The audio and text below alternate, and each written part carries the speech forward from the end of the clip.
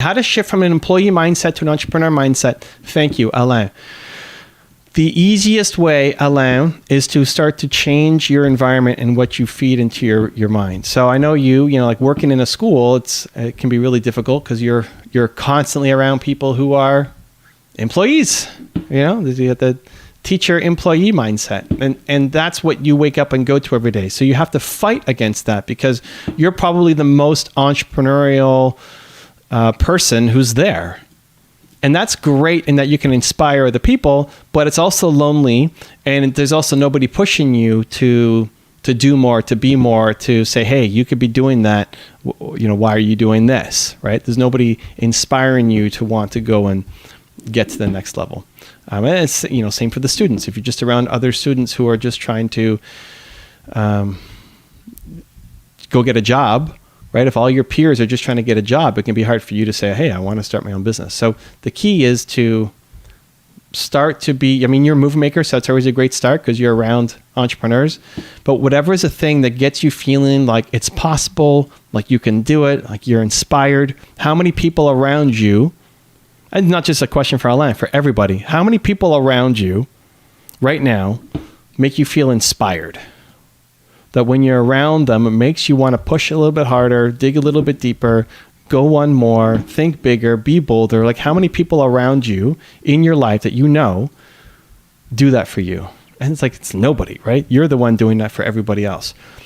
So long term is, hey, join groups, get to know people, level up your friendships, right? Movement Makers is a great start for that.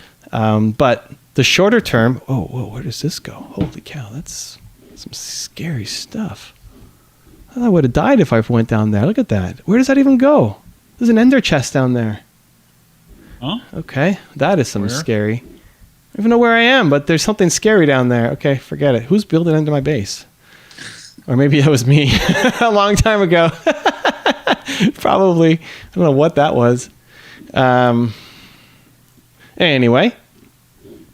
So you can do that by consuming the content, by being around it. I'm actually, one of the ideas that I had over the break, and be curious to know your thoughts, is making 12-hour playlists of the content, calling it the Billionaire Mindset playlists.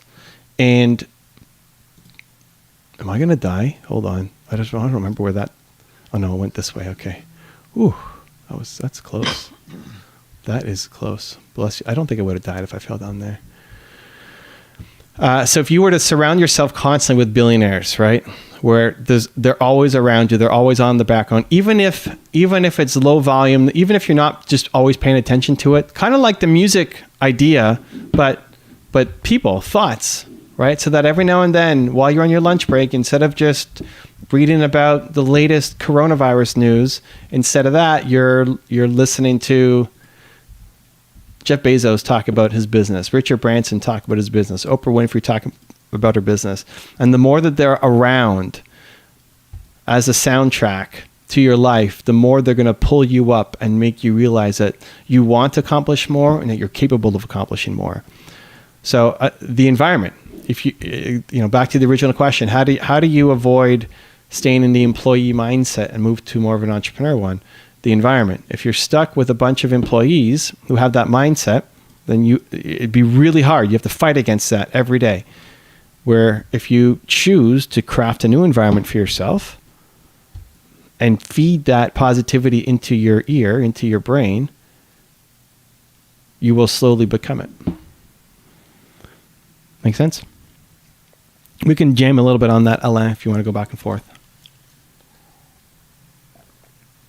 Copyright-free music, says Butera, and putting them together. Cool. So, find a great source of copyright-free music that you really like. And honestly, the easiest thing to do is if it's you.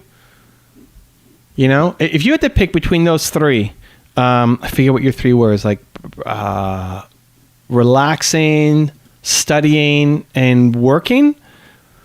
Let's just say those are the three. It doesn't really matter what the three are. Between those three, which ones would you pick that you would use yourself, that you actually need, that works for you? The videos that I put together, they work for me. I want to be around Oprah Winfrey and Jeff Bezos and Richard Branson and Elon Musk more. Like I want I want them in my ear more. I want to be around them more. That's why I made the channel. So I have a productivity channel for music that I use, but I haven't made it around studying. Even though a lot of people use the music for studying, I don't make it for studying because I'm not studying for anything. I'm not a student. So it's not the thing that gets me excited. You know, I'm a student of life, but I'm not sitting there cramming for my next exam. And so I don't focus on that. Right? So out of the options, instead of just looking opportunistically at like, ooh, where is our market? Think about, what do you actually enjoy that works for you, that you are excited to make the next one of?